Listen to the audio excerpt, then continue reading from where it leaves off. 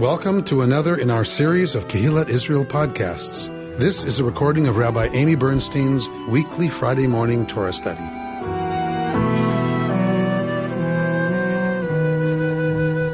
We're in Parshat Nitzavim. This week we're in Deuteronomy 29. This is an incredibly powerful Torah portion. So much so that Reconstructionist Jews and Reform Jews both use this as the text for the high holidays. So we swap out a Torah portion and use Nitzavim because it really is for us an incredibly powerful piece of literature. It is a ritual that was done. We believe actually done, which was a recovenanting ceremony. We believe this actually happened. We're not sure where, we're not sure when, we're not sure all the details of it, but we have reason to believe it was an actual ceremony that was done. But of course, this one is put in the mouth of Moshe. The Deuteronomist is imagining Moshe explaining this to the people. He's done with his whole speech, and now he's telling them that when they cross over, they are to affect this covenanting ceremony. And part of this text is written post-exile, we believe.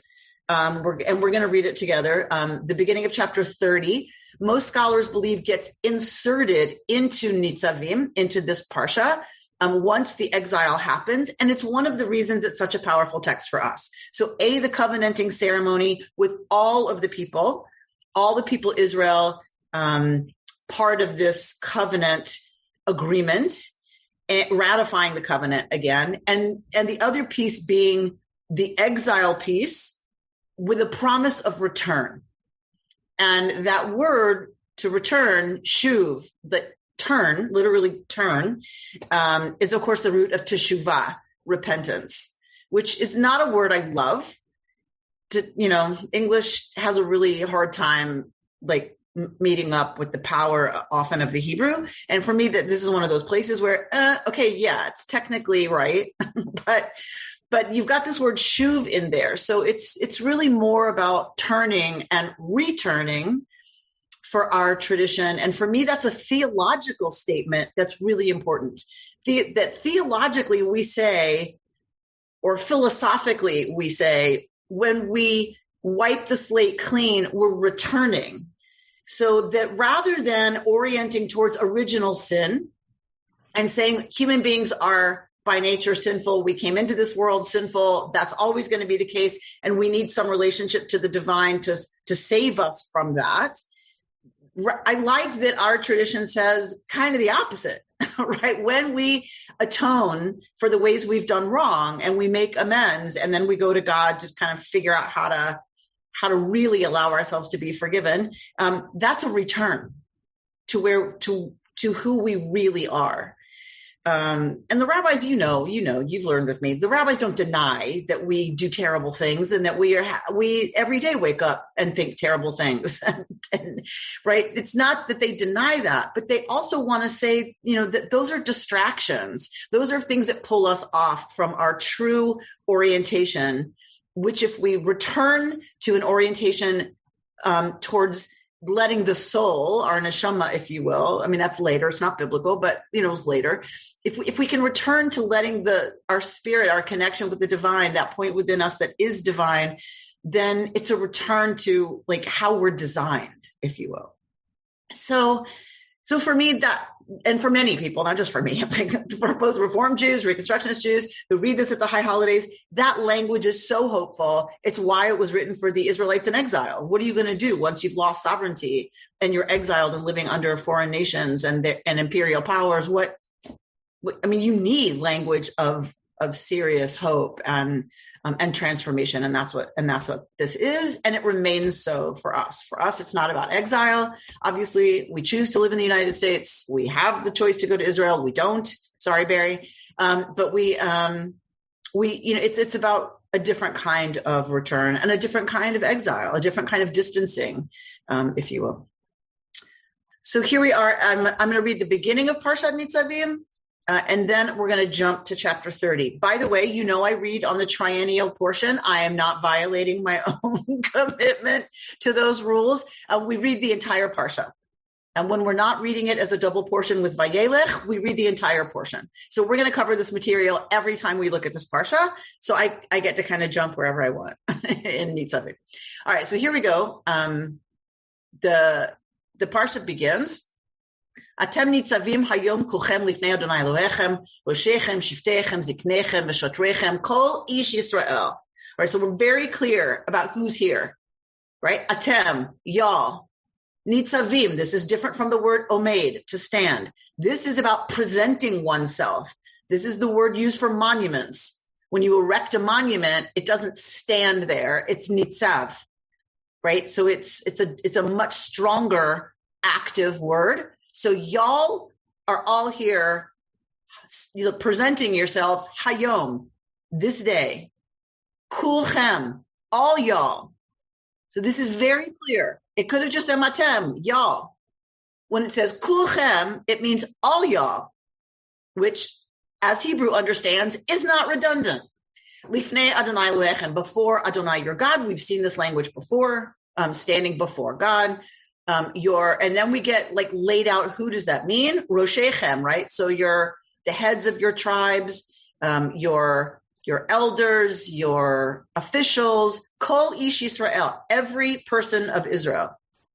And unless it's not clear, because sometimes it's not, ish is technically man. So this could be, as many things are, it could be addressed to each Israelite male.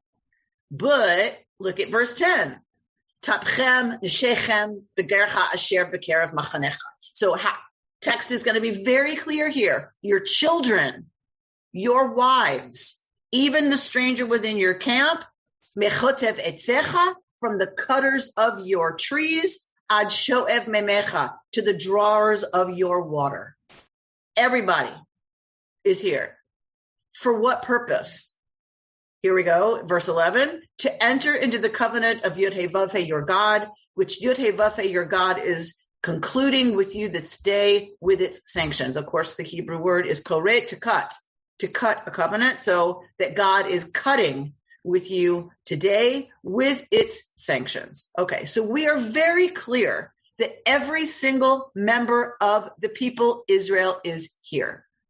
Some people want to say this is a moving thing in itself. Moses knows this is the last time the people will be together like this, the very last time. Once they get into the land, once they spread out and go to their ancestral, tribes, the only time they're going to get together is when there's a pilgrimage festival in Jerusalem. Well, what if someone's too sick to travel?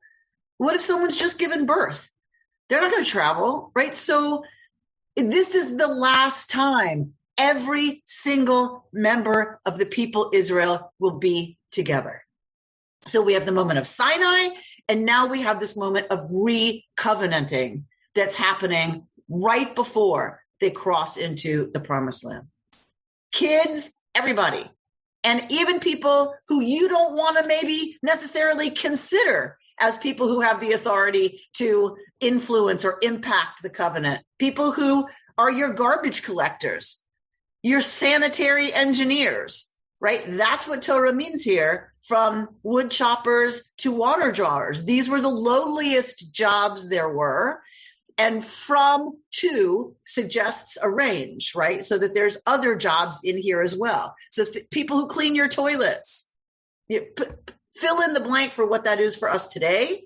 People we tend to just walk by who many people consider somehow less than because of the jobs they do. So things haven't changed. Human nature doesn't change all that much, unfortunately. So Torah understands that, and it's still the case today that lest you should think because they're young, because they're female, because they're strangers, meaning they're not Israelite, because they are low on, the status, as low as you can get, lest you think they matter any less, Torah lays it out here. Every single member of the people Israel is involved in cutting this covenant with the divine. All right. The rabbis are going to have a field day with this word, hayom, of course, right? This day. God is cutting this covenant with you this day. For the rabbis, what day is that? The high holidays, for sure. Hayom, today. Today, exactly. This day means today, 2021, today. And they take this very seriously, which I love. I love that they're ready to think, right, that this means I cut this covenant with all y'all today.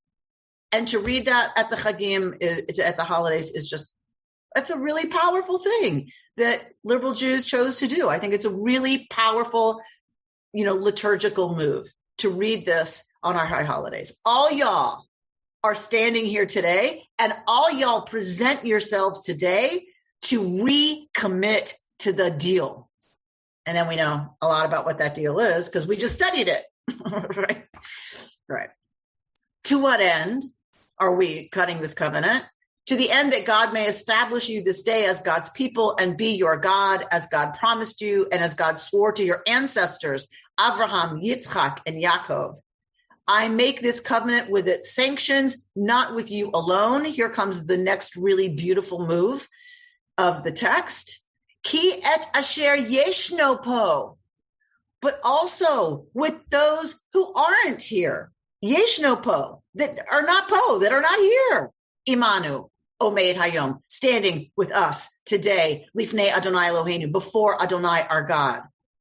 Ve'et asher enenu po, Imanu Hayom, and those that are not here with us today. All right, it can't be that somebody's absent, like they had a fever.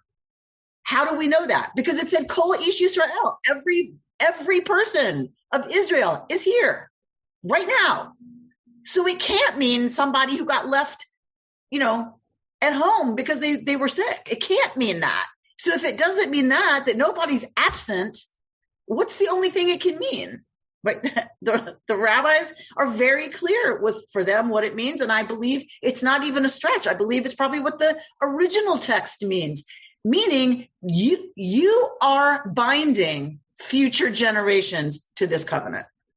So I didn't choose to be an American citizen. My parents, as soon as I was my parents' child here in the U.S., right? I'm a U.S. citizen. I don't get a choice about that. I got born here. I am obligated to the rules and the laws governing what it means to be an American citizen, whether I like that or not. Whether I choose that or not, I can abrogate that agreement. I can go against that agreement and suffer the consequences, but I don't get to choose whether or not I'm bound by that agreement. That is what is here. That's what's here. All people of the people Israel, now and into the future, that aren't here today, are bound by this agreement. The rabbis take it one step further, which, you all know my history. You all know that I was converted as an infant, adopted by a Jewish family. So for me, this was always really, really important that the rabbis said anyone who would ever be Jewish is bound by this covenant. That's who Torah means. Not just who's going to be born Jewish. Anybody who would ever become a member of the people Israel was at Sinai and is at this moment of recovenanting. A really powerful statement by the rabbis, by our tradition, that is all inclusive. Well, you know that we dwelt in the land of Egypt and that we passed through the midst of other nations, and you have seen shikutsehem. It's, again, English is really clunky here. Detestable things and fetishes. This is ineffectual stuff. That's weird stuff that they do. Of wood and stone, silver and gold that they keep. This is, of course, referring to idolatry. That just makes no sense if you know Yud Hey Vav Hey, and that's the force that works in the world to do everything. Then why would you, right, have these fetishes? It makes no sense. It just seems kind of silly. All right, and so then it goes to don't stand here thinking y'all can hide. Thinking you've got your fingers crossed behind your back as you make this right agreement. So that's where the text goes next. but we're going to go to chapter 30. And so for those of you who, you don't even have to know Hebrew. Look, see the shin, see the vet of vahashevota. So the shin and the vet is about shuv, shav, return, turning. So every time you see this shin and vet in the middle of any of these words, you'll see how many times it appears in the text. This, again, we believe is post-exilic. I don't say that to try to chop up the text. I say it because it's powerful in that a people who has experienced the absolute worst, distancing from their own homeland, their own sovereignty, that's what these words are addressing. And those of us who feel alienated coming up on the high holidays, that's who's being addressed here. Those of us who feel completely alienated from ourselves, from our values, from our commitments, from our community, what fill in the blank. And that's why it's so powerful for me that this is a post-exilic text, right? As something addressed to exiles, because that's how many of us feel at this time of year, really distanced from lots. All right. And when all of these things, kol hadvarim ha'ela, all these things befall you, bracha ve'aklala, the blessing and the curse that I have set before you, and you take them to heart amidst the various nations to which Adonai your God has banished you. Here we go again with Vishavta. And you return to Yud-Heh-Vav-Heh, your God, you and your children, and heed God's command. And this is the language of the Deuteronomists that we know so well, right? With all your heart, with all your soul, just as I enjoin upon you this day, Vishav. And you return. Oh, no, sorry. Then God will return your fortunes, v'richamecha, and will feel rachmanis for you. God will rachem on you. God will feel what one feels for the issue of one's womb for you. There is no word for that in English. They'll call it mercy, right? But it's not a great word. Compassion, mercy. It's what you feel for the issue of your womb or anything placed in your care. When you get handed a puppy, what you feel for that puppy, it is about this word, right? It's there's no sanity involved in it, right? You would do anything, right, to protect this thing that's going to poop on your carpet. That makes no sense.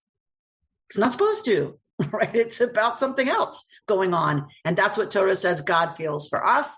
Bishav, again, and you return, right? This is all about return. And you'll be returned from all of the places, right, that God has scattered you. Even if your outcasts are at the end of the world, from there, Yud-Heh-Vav-Heh, your God will gather you. From there will God fetch you. Ve'hevi'acha Adonai Elohecha el haaretz asher yarshu avotecha. So God will bring you to the land that your ancestors possessed, and you shall possess it. And God will make you more prosperous and more numerous than your ancestors. All right. You have to love what the translation does with this. Umal Adonai Elohecha et levavcha. God will open up your heart. Okay. What is mal, Barry? It's the circumcision. Mm-hmm. Circumcise your heart. God will circumcise your heart and the heart of your offspring to love Yud-Heh-Vav-Heh, your God, with all your heart, with all your being, Lema'an chayecha, in order that you may live. This beautiful line of Torah. And we have to ask the question, right? Like, God's going to circumcise our heart. Remember somewhere else we had that, that we must remove the foreskin, right, of the heart. So here God is doing the circumcising directly onto the heart, directly on levavcha, on your heart and the heart of your offspring, so that we can love. Something seems to have to be cut away for us to love with all of our heart and all of our nefesh. Soul doesn't really work here because in the Bible, there is no such thing as a separation between body and soul. It's really more about your full self. Nefesh is a self. So with all of your heart, with all yourself, it seems Deuteronomy is suggesting here, something has to happen in order for us to really do that. And God has to help us. And God helps us by cutting away a thickness. What is circumcision? Right? It's cutting away something that stops, right, the head of the penis from always appearing. Only when it's erect, if you're dealing with an uncircumcised penis. So it creates the reality that our heart can love fully. And it can only do that when something has been cut away. So I don't love the comparison to circumcision, I'll admit it, but I do love this idea, because I think it's true that we have there's something tough over our hearts, right? And this idea that God can cut that away, for me, it's more like God as cardiothoracic surgeon, right? That God can crack our chest and get in there and cut away the hard stuff that's covered over our hearts, can cut that away. Then when we heal, we can love. The heart can then love, and our whole self can love differently. All right. So this is the beautiful text that we read together. God will open your heart and the hearts of your offspring, as we just read. Of course, in the biblical world, that's going to mean that your enemies are going to get what's coming to them. You will heed Yud-Heh-Vav-Heh and obey God's commandments that I enjoin you today. And God will grant you abounding prosperity in all your undertakings, the issue of your womb, the offspring of your cattle, the produce of your soil. For Yud-Heh-Vav-Heh will again delight in your well-being, as God did of that of your ancestors. Ki tishma b'kol Adonai Elohecha, since you will be listening to the voice of Yud-Heh-Vav-Heh, your God, and keeping God's commandments and laws that are recorded b'Sefer HaTorah Hazeh, in this Sefer Torah, meaning the book of Deuteronomy. Once you return, here we go. Ki tashuv el Adonai Elohecha b'chol lebavcha b'chol nafshecha. Once you return to God with all your heart and all yourself. Ki hamitzvah hazot, because this commandment, this Deuteronomy business, which I enjoin upon you this day, is not too baffling for you, nor is it beyond reach. Lo vashamayim hi. The rabbis have a field day with this. You've heard me teach about it before. Not in heaven is it that you should say, who among us can go up to the heavens and get it for us and impart it to us that we may observe it? Neither is it beyond the sea that you should say, who among us can cross to the other side of the sea and get it for us and impart it to us that we may observe it. Ki karov elecha hadavar me'od. For the thing is very close to you. The word is very close to you. Beficha, in your mouth. Uvilvavcha, and in your heart to do it. Re'eh, see. Natati lefanecha hayom et hachayim ve'et hatov. Look, see, understand. I place before you this day, today, life and good and death and evil. I command you, hayom, this day, to love Yud-Heh-Vav-Heh, your God, to walk in God's ways, to keep God's commandments and laws, that you may thrive and increase, and that Yud-Heh-Vav-Heh, your God, may bless you in the land that you're about to enter and possess.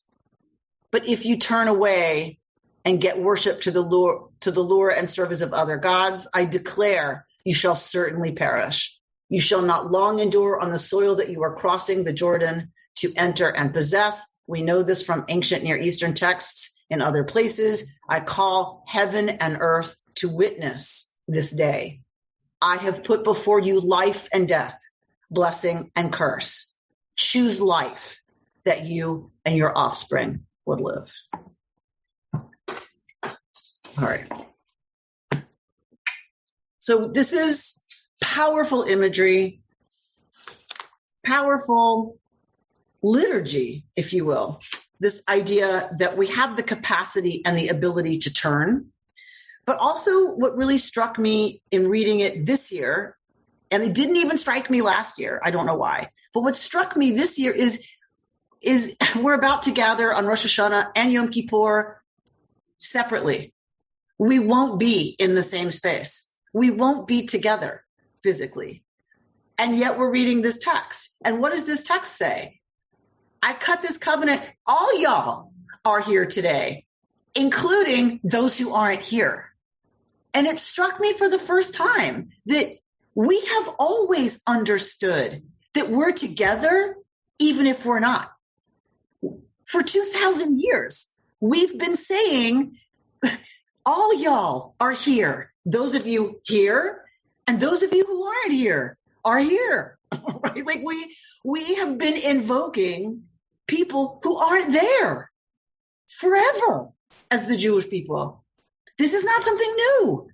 We see it as new because we have virtual this and virtual that. Well, we've always understood as a people that we are trans-historical. We are trans-geographical. We are beyond the bounds of geography. And we are beyond the bounds of time. We are a trans-historical people. That has always resonated deeply with me, that we stand with the generations before us and those who come after us. They are implicated in what we decide. They are implicated in how we live, what we choose as a community to teach, to be about, to model, to build, to destroy, to forget. They will be implicated by our choices. That's always been very powerful to me. But this year, it was powerful in another way too, that it's beyond geography. All of us will be standing together on Rosh Hashanah. In different places, yes. But we all stand together, and we've known that since the time of the writing of Torah and the telling of these stories that predate Torah. All right, I want to share the way this amazing teacher, Rabbi Rachel Shabbat Beit HaLachmi, talks about it.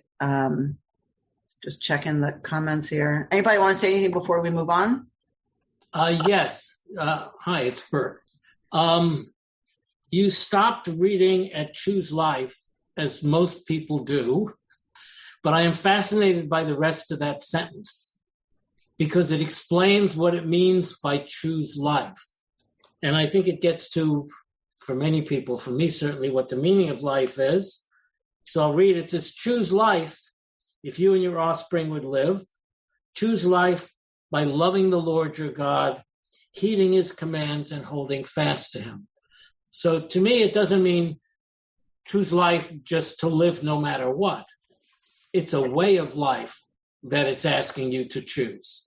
Sure. For me, that was really the important thing about right. So it's reiterating what we read 3, 4, 5 times, right? Like that it's clearly about loving God with all your heart and all yourself, following God's ways, following God's commandments, 100%. Right. And choosing life as well. Yes. Over and over, we're told this is what that means, right? Exactly, Bert. Like we don't just choose life, just life, but we do. We do too. Like the rabbis push it pretty far, right? All right, somebody else? Angry at the harmful co-opting of the sentiment, choose life. Yeah, so Emma Linda's pointing out how that language of choosing life gets used against women, as we just saw with the devastating decision of the Supreme Court. Yes, people with uteruses. Thank you, Emelinda. Yes, like that it's used against women. Choose life means, over and above her life, you choose a potential life. And this is not the meaning in Torah, by the way. By the way, in Torah, if a woman's life is endangered, you are commanded to remove the fetus limb by limb. It cannot be more clearly stated than that. Her life 100% comes before a potential life. We are to respect the potentiality of life, of course. A woman who's already here, her life supersedes that of a fetus. And as we know, if a woman is fighting and she's pregnant and someone hits her and she miscarries, the damages that are paid to the husband are the same as if she'd been wounded in the thigh.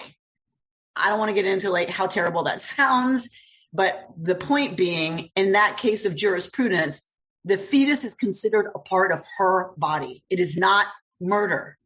So the person who causes the miscarriage is not charged with murder. It's an injury to her body. So Torah cannot be clearer about this. So yeah, people take that and twist it in all kinds of ways. Judith, you have your hand up, and then Margot.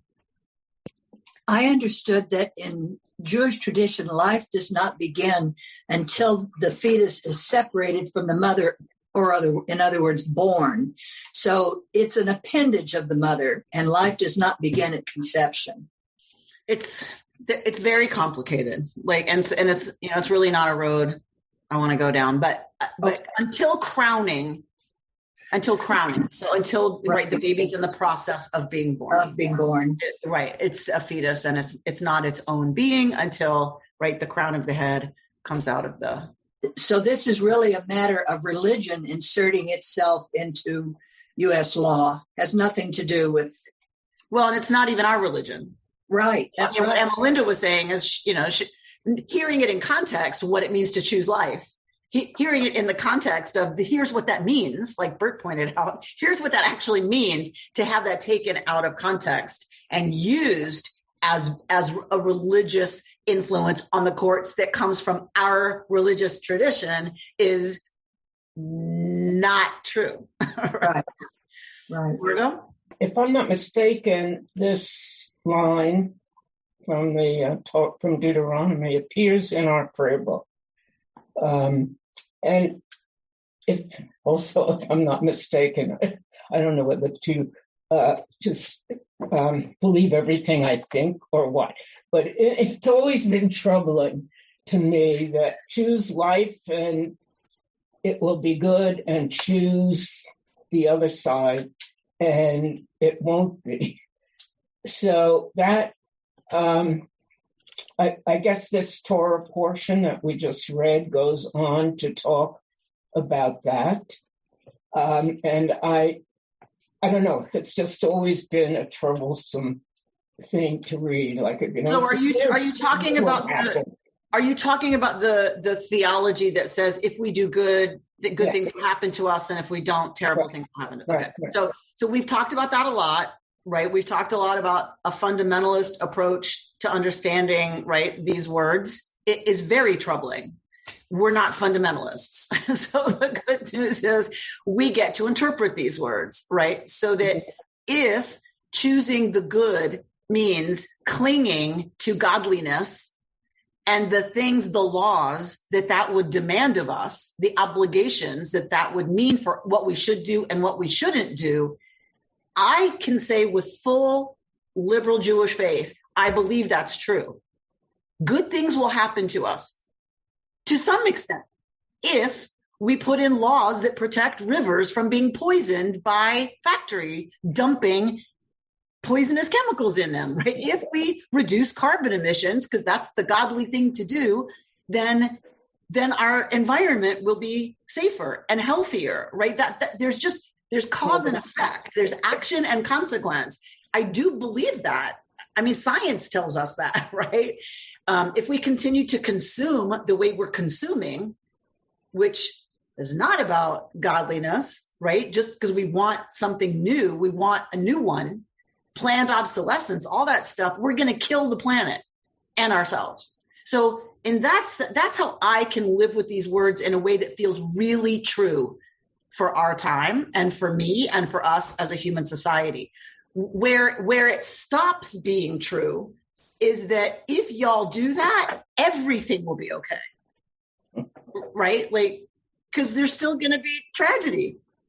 There's still going to be kids who fall off something and die. There's still going to be people dying of horrible things that they shouldn't die of. They're still going to, right? So it doesn't mean everything's going to be okay, but there are some things we can control. There are other things we can't, because it's just built into the nature of what it means to be human.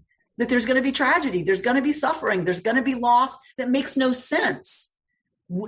They're not mutually exclusive for us, but for me, right? And for us as a community, we can say, yes, we need to live in line with godliness and figure out what the laws are for our time, that's going to mean that we need to follow the rules and regulations and boundaries that we need to set, behaviors that we're going to say we should do and behaviors we shouldn't do.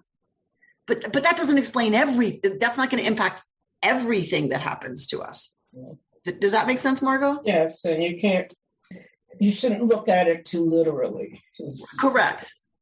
Some parts are pretty literal, right? If we continue, I have to do sometimes. We continue to put fossil fuels into the environment, we're going to kill the planet and ourselves. Like that. That's pretty literal and pretty fundamentalist, right? But there's a place that stops, and we can't read it literally. We have to read it metaphorically. Right? Reaching into godliness is what helps us survive tragedies that we can't control. Thank you. Mark? I wanted to go back to what Bert was saying. So this reading this morning is all about what God is asking us to do, and the rest is what we talked about. But this is paired up with Elul, with Rosh Hashanah, and specifically with Psalm 27. And I think what we're asking, Acha Sha'alti, one thing I ask is that I may dwell in your house all the days of my life, knowing the beauty of the world in which we live. So it's not all about just God saying, do X, Y, and Z. It's saying, cool, God, but I want to hang around with you. I want to appreciate the beauty of life, choose life and enjoy it. So lovely. And I want to flip what you started with, which is God. This is what God's instructing us, right? I believe, as a liberal Jew, that we wrote these texts.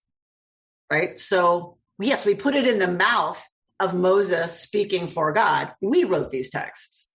The Jewish people wrote a text saying, how is it going to go well for us? What does choosing life look like? People. It means coming up with an understanding about what it is we're supposed to do and what we're not supposed to do if we're living into holiness and godliness and a relationship with the divine. We know that. We wrote that. We obligate ourselves to that. Does that make, for me, that's a powerful flip.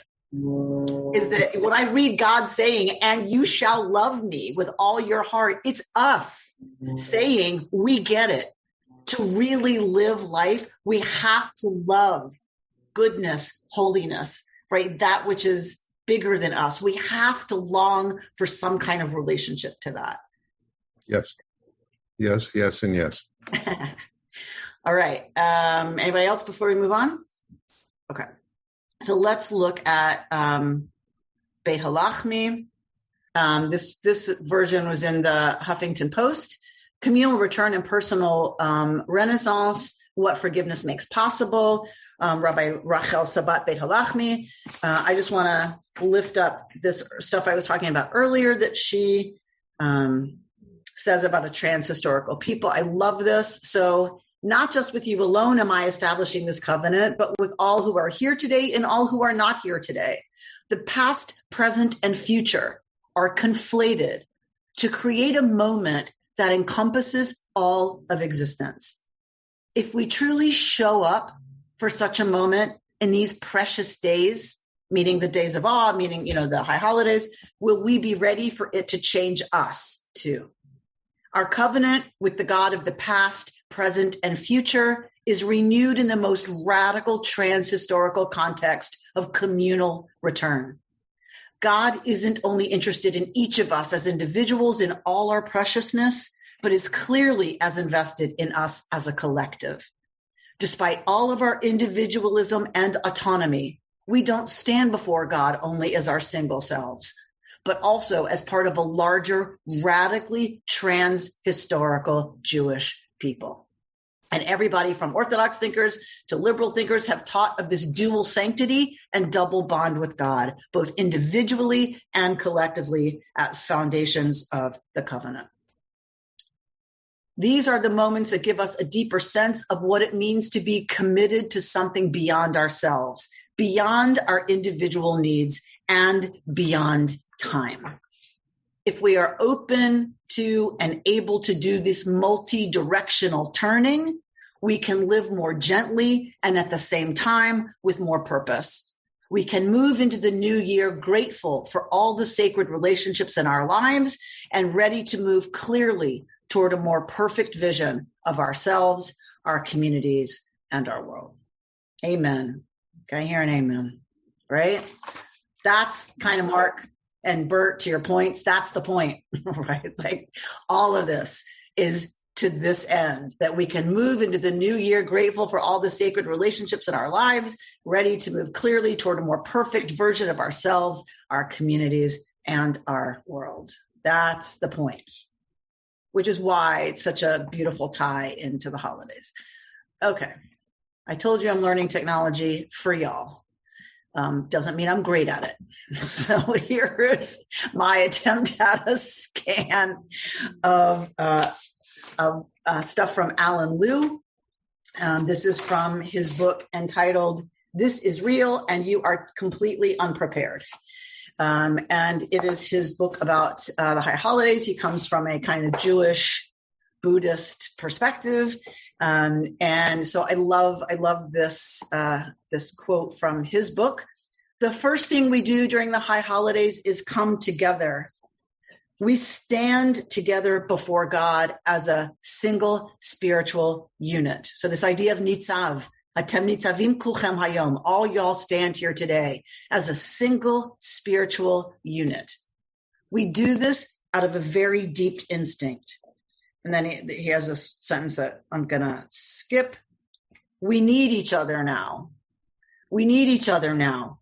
We need each other deeply. Here in the full flush of the reality of the life and death nature of this ritual, here in the flush of our impotence as individuals to meet this most urgent emergency, our need for each other is immense. We heal one another by being together. We give each other hope. Now we know for sure by ourselves, Ein Banu Ma'asim," right? We sing this at the end of Avinu Malkeinu. There's nothing we can do. But gathered together as a single indivisible entity, we sense that we do, in fact, have efficacy as a larger, transcendent spiritual unit, one that has been expressing meaning and continuity for 3,000 years.